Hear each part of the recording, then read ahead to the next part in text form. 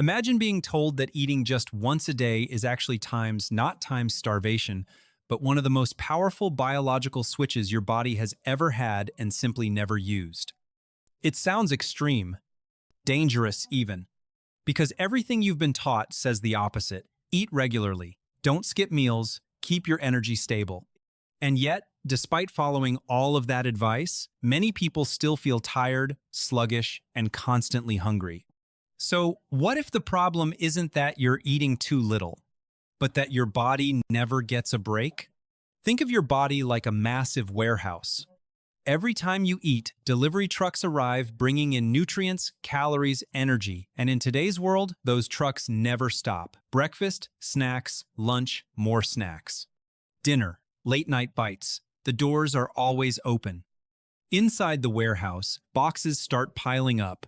There's no time to organize them, no time to repair broken equipment, no time to clean out what's damaged or no longer useful. Everything becomes cluttered, inefficient, overloaded.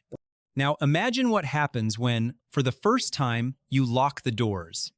No more trucks. No more incoming deliveries. At first, it feels uncomfortable, quiet, almost wrong. But then something incredible happens. The cleaning crew finally shows up. They start sorting through everything, clearing out waste, repairing what's broken, restoring order inside the system. That's what fasting does. And that's what eating one meal a day, often called OMAD, activates inside your body. You're not starving. You're creating space for your body to finally do the work it's been postponing for years. But here's the part most people never understand.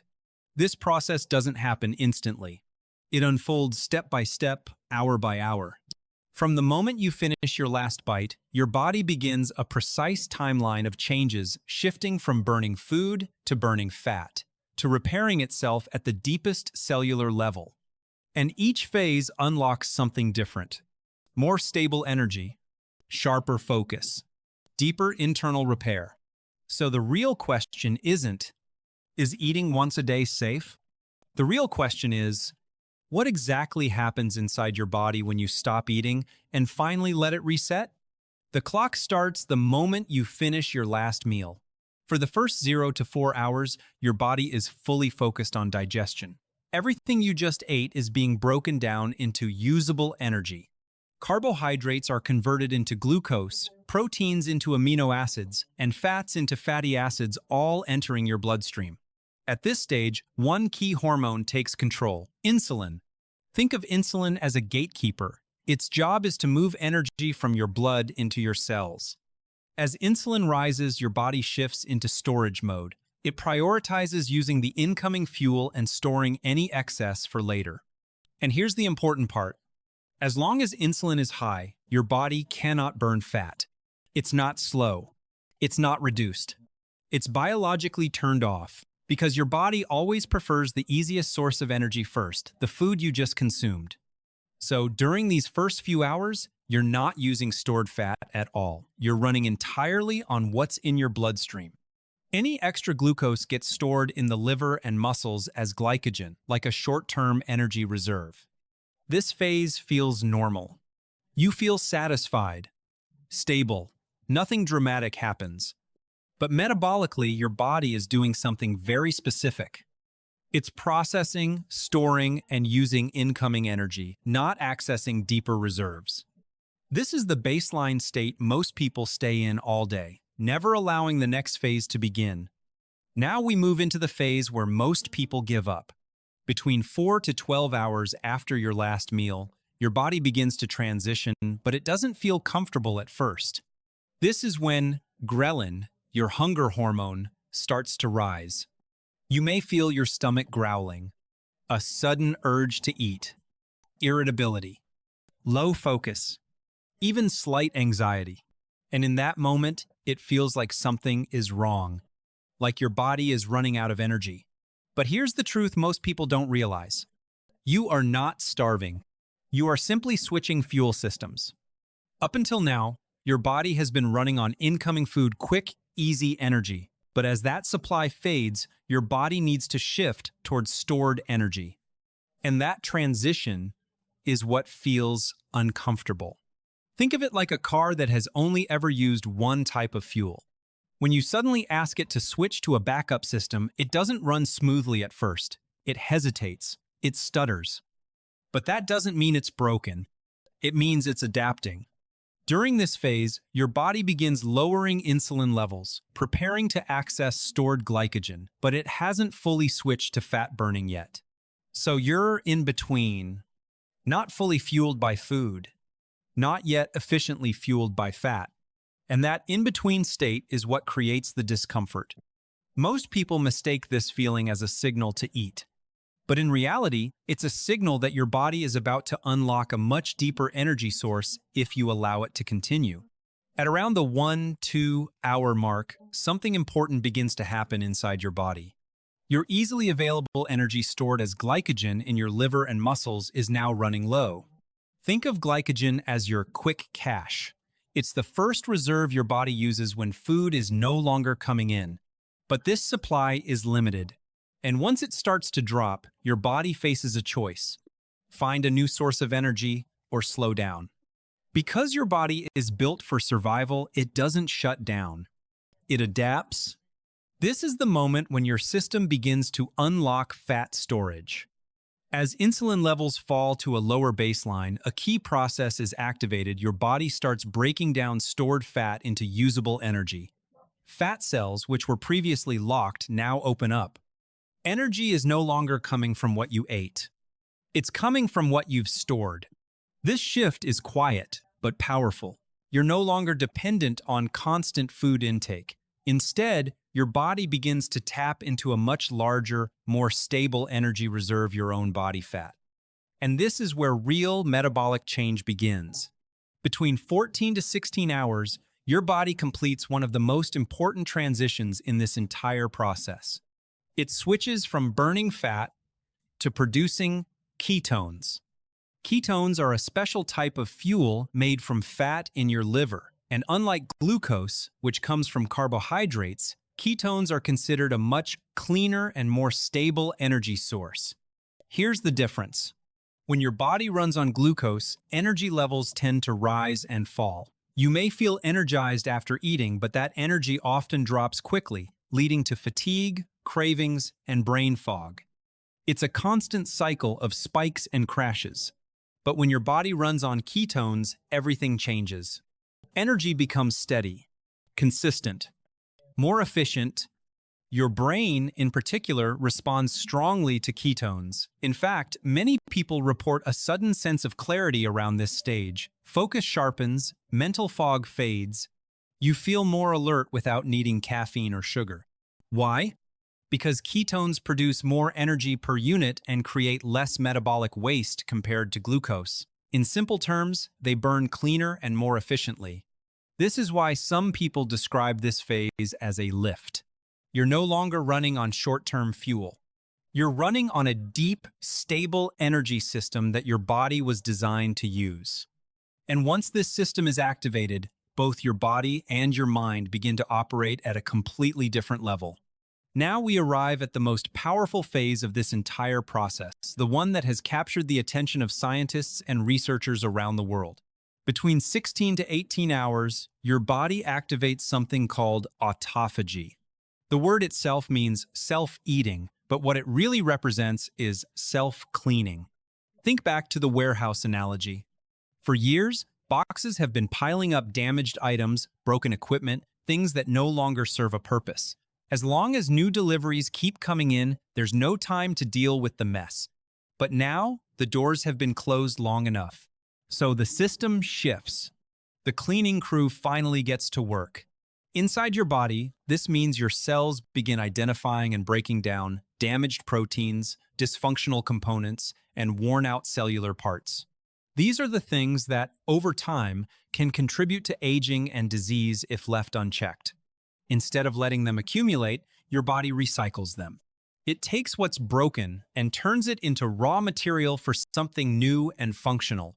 This is not a surface-level process. This is deep cellular repair. Old mitochondria, the energy factories of your cells, are replaced with healthier ones. Misfolded proteins, which are linked to conditions like Alzheimer's, are cleared out. Even certain harmful pathogens can be targeted and removed. That's why autophagy is often associated with anti-aging and long-term health. It's your body's built-in maintenance system. But here's the key point. This process only activates when your body is not busy digesting food. If you're constantly eating, constantly bringing in new energy, this system stays turned off. The cleaning crew never arrives. But when you allow enough time, when you reach this 16 to 18-hour window, your body finally shifts from constant input to essential repair. And that's where real transformation begins. As you move deeper into the fast, around 20 to 22 hours, your body enters a highly protective and efficient state. This is where a powerful hormone begins to rise significantly, human growth hormone, HGH. HGH plays a critical role in how your body manages energy during fasting. While insulin remains low, HGH increases to help preserve what your body needs most, your lean muscle mass. This directly challenges one of the biggest fears people have about fasting. Will I lose muscle? The answer, in this phase, is no. Your body is not designed to burn valuable muscle tissue when a far more abundant energy source is available: body fat. Instead, HGH acts like a protective shield, signaling your system to burn fat while preserving muscle. At the same time, fat breakdown becomes even more efficient. With insulin low and fat stores already unlocked, your body accelerates the use of stored fat as fuel. This creates a unique metabolic environment: high fat burning, low muscle loss, improved body composition. In simple terms, your body becomes smarter about what it uses for energy. It protects what is essential and removes what is excess. And this is why this stage is so powerful. You're not just losing weight. You're optimizing how your body fuels itself while maintaining strength and function. At around the 2-3 hour mark, your body reaches a state that is rarely experienced in modern eating patterns, a state of full metabolic optimization. After spending hours in low insulin fat-burning mode, your body becomes highly insulin sensitive. This means your cells are now extremely responsive and ready to absorb nutrients efficiently. Think of your cells like a dry sponge. When a sponge is already soaked, it can't absorb much more. But when it's dry, it pulls in water quickly and completely. That's exactly what's happening inside your body. After this extended period without food, your cells are primed, ready to take in nutrients, repair tissue, and restore balance at a much deeper level. Your digestive system has also had time to rest. Inflammation is lower. Your gut is more stable. And your brain, now fueled by ketones, is operating with clarity and focus. You don't feel weak. You feel steady, alert, in control. This is not a state of deprivation. It's a state of readiness. Your body has shifted from constant intake to full efficiency, and now it's prepared to use whatever you give it better than ever before. Now comes one of the most critical moments in this entire process: the way you break your fast. Because after 23 hours, your body is no longer in a normal state. It is highly sensitive, highly responsive, and whatever you eat next will have a much stronger impact than usual. This is where many people make a mistake. They treat the meal like a reward. They reach for pizza, sugar, processed food, thinking they've earned it. But this does the opposite of what your body needs. After fasting, your system is like a clean, organized environment. Flooding it with low-quality food creates a sharp spike in blood sugar, followed by a crash. You feel heavy, tired, and lose all the benefits you just built. Instead, you need to think differently. Not as a reward, but as building material. Start with protein. High-quality sources like eggs, fish, chicken, or beef provide the amino acids your body needs to repair and rebuild after autophagy. Then add healthy fats. Foods like avocado, olive oil, or nuts help maintain stable energy and keep insulin from spiking too quickly. Finally, include vegetables. They provide fiber, vitamins, and minerals that support digestion and restore balance to your system. This simple structure, protein, then fat, then vegetables, helps your body absorb nutrients efficiently without overwhelming it. Because at this moment, your body is not just eating, it's rebuilding. And what you choose to give it will determine whether you move forward or lose momentum. Before you try this, there are a few important things you need to understand because doing it the right way makes all the difference. First, adapt gradually. If you go from eating multiple meals a day straight into one meal a day, your body will struggle.